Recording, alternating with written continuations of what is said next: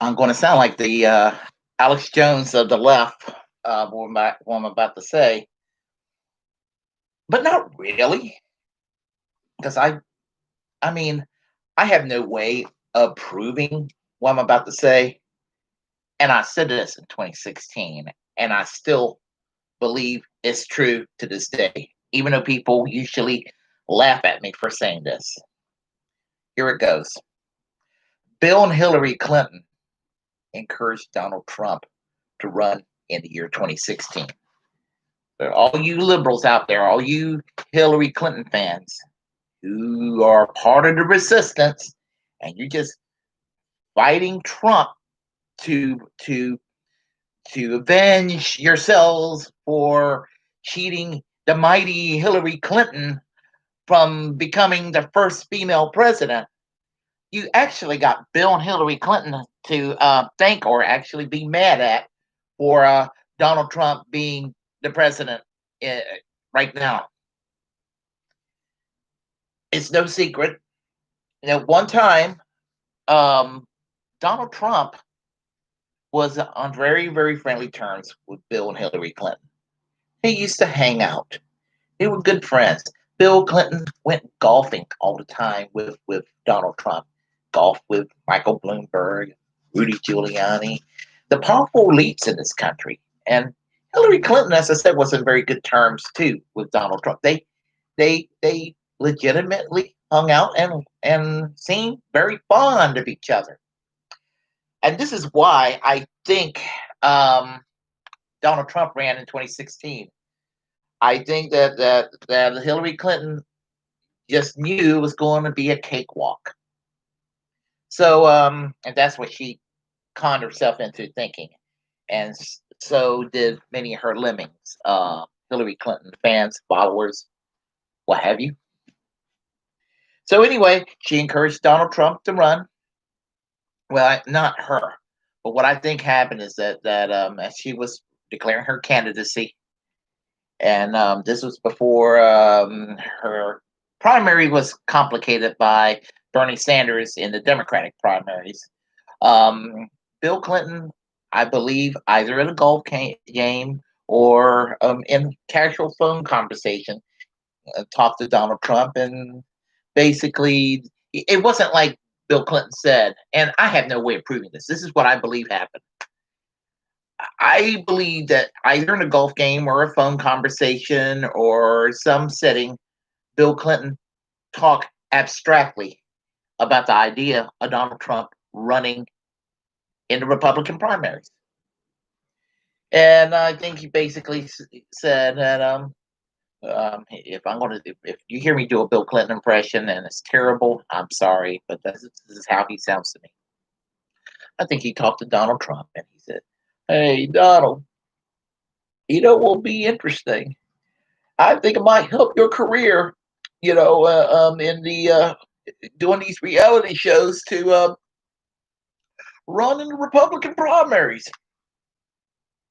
You know, although it will be a shame that you run and you'll be considered divisive and you might cause a little bit of friction within the Republican Party, but it would actually make it easier, even easier for Hillary Clinton, my wife, to win." I believe pretty much that's what Bill Clinton said, in not so many of those words, or even more of those words, but paraphrasing, I really believe that in translation, he basically said, "Hey, Donald, run in the Republican primaries, disrupt the Republicans from within, and you can make it easier for Hillary Clinton to win on election day. Um, you scratch our backs, we'll scratch yours." I believe they had an unofficial arrangement. That's what I believe. I believe that to my core. And so this is why you have to remember, prior to birtherism, um, when Donald Trump was kind of liberal, and there was a time Donald Trump was kind of liberal. He one time favored Medicare for all, single payer. He favored gun control. He favored I mean, he wasn't really your typical right wing asshole establishment cliche Republican. He was with the Perot's Reform Party. He was a Democrat. He was a Republican, and he switched back and forth between Democrat, Republican, and Reform Party, and being independent. Donald Trump doesn't have an ideological core, but Donald Trump is smart enough to know what would get a base or a movement hot and bothered and excited. And I think that basically some of his advisors probably told him, well, you're the Tea Party, and the people who keep up with freerepublic.com, uh, these lunatics, and he knew how to get them all worked up. So he sounded hard right on immigration, and he basically gave a very, very uh, almost fascist, or in some cases, some people would debate overtly fascist rhetoric talking. And I think that initially, before he became sincerely in belief of these views, I think it was kind of acting on his part. I think he came in there in the Republican primaries and to sit there and disrupt them. I really do. And so Hillary Clinton thought it was going to be a cakewalk. What was it? The governor of Maryland, the governor of Rhode Island, whose names I can't. O'Malley of Maryland, Lincoln Chafee of Rhode Island, um, O'Malley,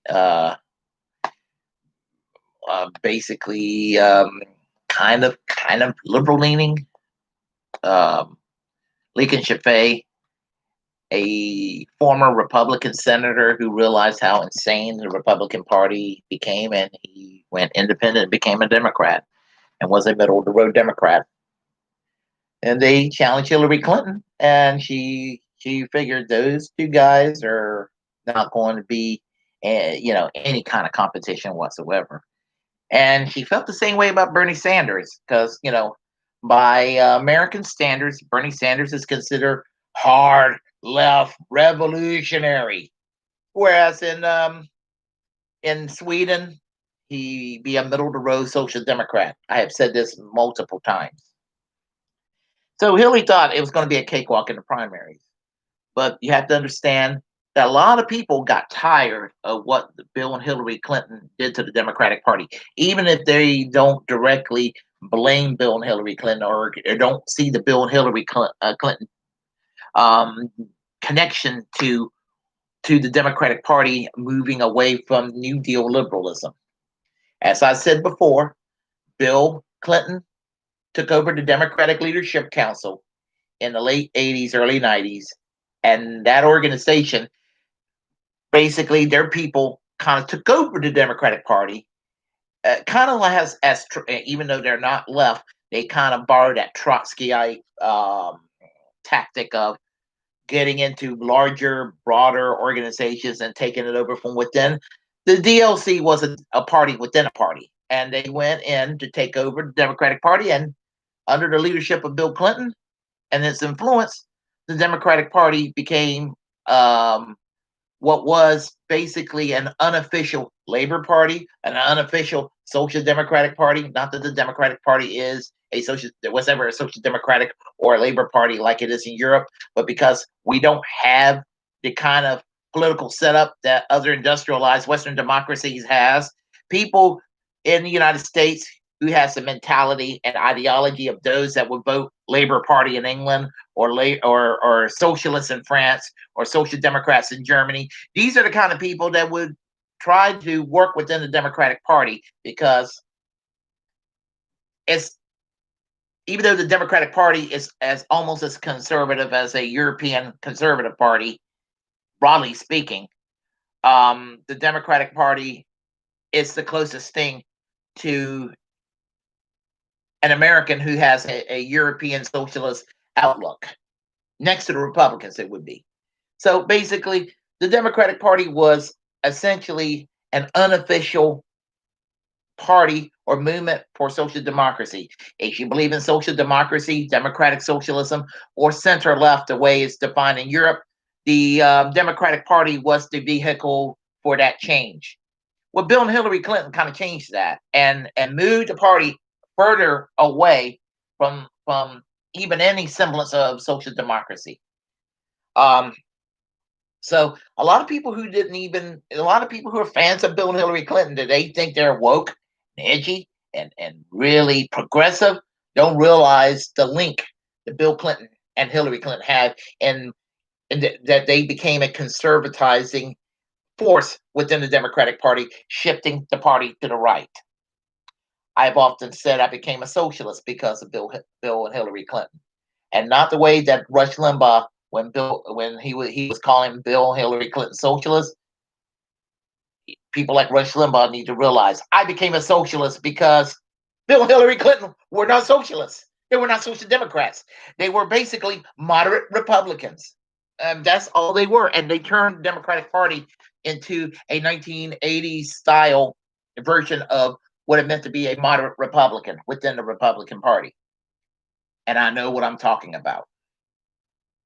Anyway, I digress. Bernie Sanders basically was a threat to Hillary Clinton. And so the Democratic Party establishment, the DNC, their allies in the mainstream media, donors, elected officials did not like Bernie Sanders stirring shit up. So what happened was that they did everything they could to cheat Bernie Sanders out of the nomination. They got Bernie out of the way, and they were like, well, Hillary Clinton still won anyway. It might not have been a cakewalk, but she got the nomination. It'll definitely be a cakewalk to defeat Donald Trump, since Donald Trump at that point was the presumptive nominee. I think that somewhere along the way, Donald Trump said to himself, you know, I think I could be president. This unofficial arrangement I have with Bill and Hillary Clinton, the hell with them. I'm going to become president. So what? They wanted me to help them, but my ego is so large that I don't think I'm going to go and become president. Now that I think about it, why not? So I think that basically what was the plan to get Hillary Clinton to win? Yeah, what's his name? Donald Trump kind of backstabbed them in that regard. And you know that Donald Trump is still living. He hasn't been suicide. Be too obvious for the Clintons. They know that. Yeah, I went there. There is a saying, and it applies to the 1990s rabid, crazy right-wing lunatics. A stop clock gets the right time twice a day. I used to laugh at them when they said, well, Bill Clinton and his wife Hillary murdered dozens of people over the years. I thought that was just hyperbole, and I just thought that. But you know what? I believe that. And I think that the Clintons know that people believe that. That's why they didn't rub out Bernie Sanders. That's why they did not rub out Donald Trump. It would be too obvious. Yeah, I went there, folks. I did. I went there. So there you have it. I think that Donald Trump won by backstabbing Bill and Hillary Clinton. And the thing about it is, even the birther theory, when Donald Trump went around, and as I said, if you think that Barack Obama was a Kenyan-born Muslim, I definitely think you're a racist. You're not a racist if you hate Obama over policy difference. If you were a partisan Republican, you didn't like him over taxes or even the Affordable Care Act. Even though the Affordable Care Act was created by the Heritage Foundation and was a Republican plan. Even if you hated Obama for Obamacare, which was a Heritage Foundation plan called the Affordable Care Act eventually, Romney Care. That doesn't make you racist. But if you think that Barack Obama was born in Kenya and he's a secret Muslim terrorist trying to destroy Western civilization, then you're a freaking racist. And remember, 2011, 2012, Donald Trump spouted out that birtherism. He was the one that spouted out the conspiracy theory that Barack Obama was not from the United States, whereas his birth certificate. But you know what, folks? You know who came up with birtherism? I'm no fan of Barack Obama, but I know that Barack Obama was born in Hawaii. He's not a secret Muslim. He's, in my opinion, and I'm not saying this in a bad way, he's maybe a lukewarm Christian. What Donald Trump is, a lukewarm Christian. Uh, he and Donald Trump got that in common. But Hillary Clinton was the originator of birtherism. She was the one spreading the rumors around in 2008 that Barack Obama was a secret Kenyan born Muslim and trying to destroy Western civilization. So she was the one that spread that racist rumor about Barack Obama. And she may not hate Obama today, but she certainly did resent the hell out of Obama for cheating him out of the Democratic nomination. It's true. She resented Obama. A good-looking black guy from nowhere came along and snatched that nomination away from Hillary Clinton, who felt entitled in 2008. In 2016, a cranky old Jewish socialist from Vermont almost took away Hillary Clinton's nomination. So she hated Barack Obama then, but basically because she served in the administration of Obama and Obama had her back, she probably don't hate him now. But she still hates Bernie Sanders. These interviews, all you ever hear almost every time I hear Hillary Clinton's being interviewed, Bernie Sanders' names come along. He hurt me. He hurt me. He hurt my chances. He hurt me. And Bernie Sanders sadly thinks that he did play a role in 2016 with Donald Trump winning. And Bernie Sanders, if you're listening, or anybody who knows Bernie Sanders listening, let him know he did not cause Donald Trump to win in 2016. It was Hillary Clinton herself. She wouldn't go to Pennsylvania. She wouldn't go to Wisconsin. She would not go to Michigan, and she would not go into Ohio. She would not. She was too good to go into those places. Even Bill Clinton wanted to go to those places. My understanding is that their advisor said don't go there, and Bill Clinton would have been able to get the votes out. Bernie Sanders busted his ass campaigning for Hillary Clinton. Yeah, I know Bernie Sanders also hates Hillary Clinton as much as Hillary Clinton hates Bernie Sanders. But you know what? He's magnanimous. He doesn't go around obsessing over what a bitch Hillary Clinton is, and she is a bitch.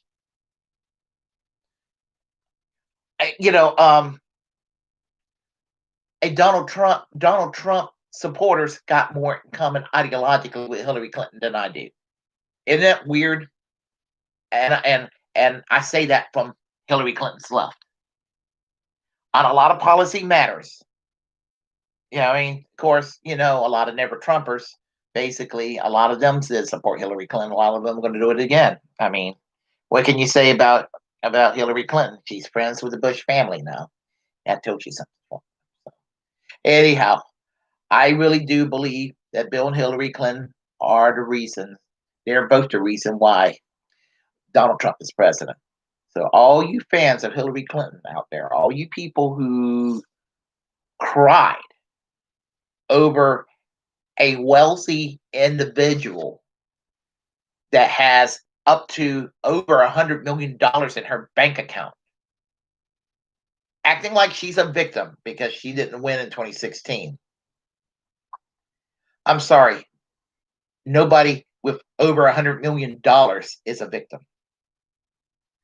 Donald Trump isn't a victim because all the loud make resistance Democrats publicly calling him an asshole. Why should I feel sorry for Donald Trump? Why should I feel sorry for a billionaire? It's funny that I see the right wing supporters, the MAGAs, acting like Donald Trump is a victim. Donald Trump's got more money than many of us will ever see in our lifetime. He's not a victim, and if his feelings are hurt, he's a little bitch, isn't he? Same thing with Hillary Clinton. So anyway, Bill and Hillary Clinton, they're the ones to blame for Donald Trump being in the White House at the moment. If you like this video, please press like, subscribe to this channel, share, let everybody know about this channel. I'm trying to get up to 1,000 subscribers by the end of this year. And let's do what we can to make this channel something that we're all proud of. I'm Bernie Bro. We'll talk soon.